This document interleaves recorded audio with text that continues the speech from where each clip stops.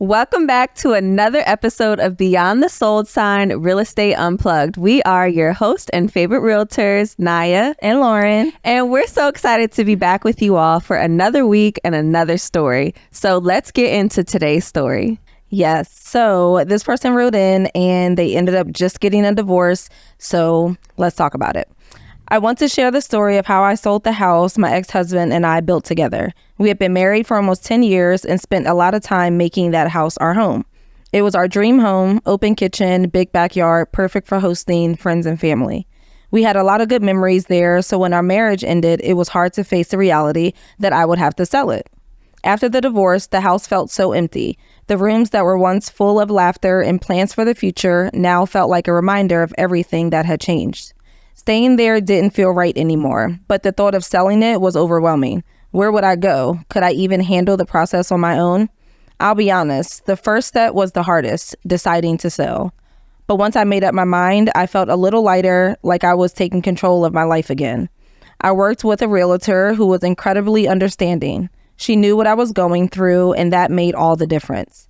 She helped me declutter, stage the home, and focus on how to make it appealing to buyers. The emotional part came when I walked through the house one last time before listing it. I stood in the kitchen, remembering all the meals we had cooked together, and in the backyard where we had spent so many summer nights. But as hard as that was, I realized that selling the house wasn't just about letting go of the past. It was about creating a new beginning for myself. It wasn't an easy process. There were a few disagreements with my ex about pricing and repairs, but we both knew selling was the right thing to do. Once the offers started coming in, I felt a sense of relief. One of the buyers really fell in love with the house, and that made me feel good. I knew it was going to someone who would create new memories there, just like we had. The day I signed the papers and handed over the keys was bittersweet, but I felt proud of myself. It was a chapter that I had to close, and while it was tough, I realized I was stronger than I had thought. Looking back, selling the house was a turning point for me. It wasn't just about selling property, it was about moving on and starting fresh. I've learned that home isn't just about the place, it's about where you are in life, and I'm ready to create new memories in a new space that's truly mine.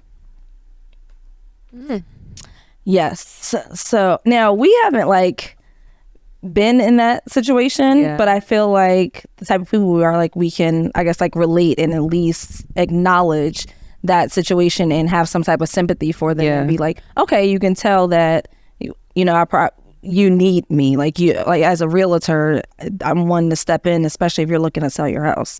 So even though you can't be in that necessarily that space and understand it, at least you can sympathize with it. Right, exactly.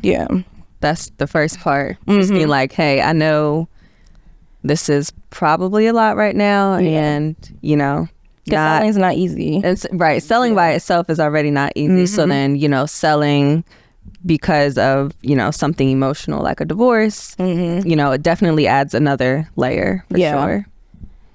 But at least she or he was able to make the decision to sell. Because once you do that and then you connect with a realtor, then at that point, you should be, for the most part, pretty smooth selling. You have the guidance and assistance that you need. It's good that they decided to use a realtor, because I can see in that situation too, you might be like, I don't want anybody in my business, or I don't want to talk to anybody about this, so I'm going to do it myself. And that could have caused more time and stress.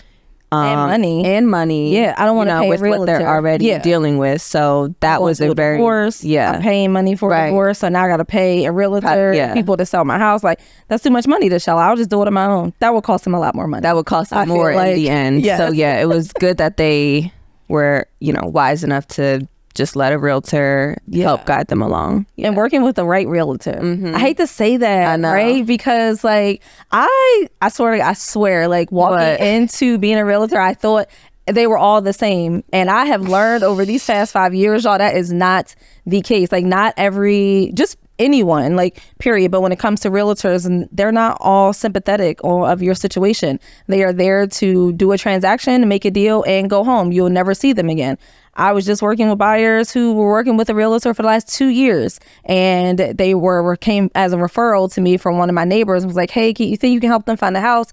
And I'm like, yeah, I can try. So within 3 months, we found them a home, and they were like, the main reason why we had to let go of that other one and we kept with you is because you took care not only of our child, but you took care of us. They have like a 1-year-old. And it's like, you understood. You were always with us. You made sure that the child was good while we looked at the house. Other realtor never even offered. They were just like, go look and, good luck. Yeah. And we never found anything. And I was like, oh, well, working with the right one that will sympathize with you and your situation is big too. Cause super big. That could go bad and put more stress on you, honestly, than what you need. So I just can't even believe how some of these realtors be acting. I know.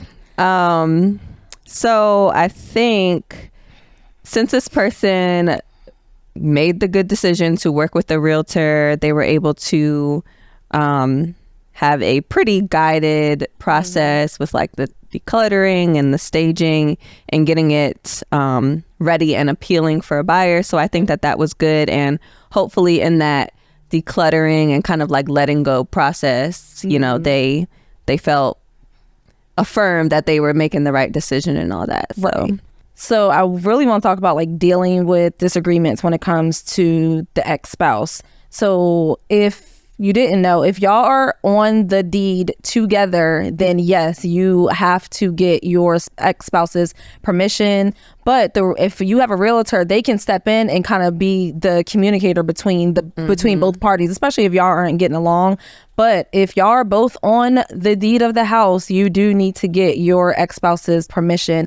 If you're not, you don't need their permission. Like, you can go and sell the house. It's under your name. You can go and sell it just for you, and you can decide what you want to do with the money. I mean, it'd probably be nice to, I guess, give some to the ex-spouse. Yeah. I don't know how y'all end off. I have no idea. So it's completely up to y'all. But that would, just in case y'all didn't know, if you are getting a divorce and you have to do it, you have to get your spouse's permission.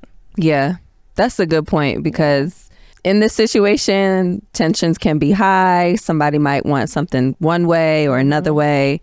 But yeah, you have to get on the same page to get out of it together. True.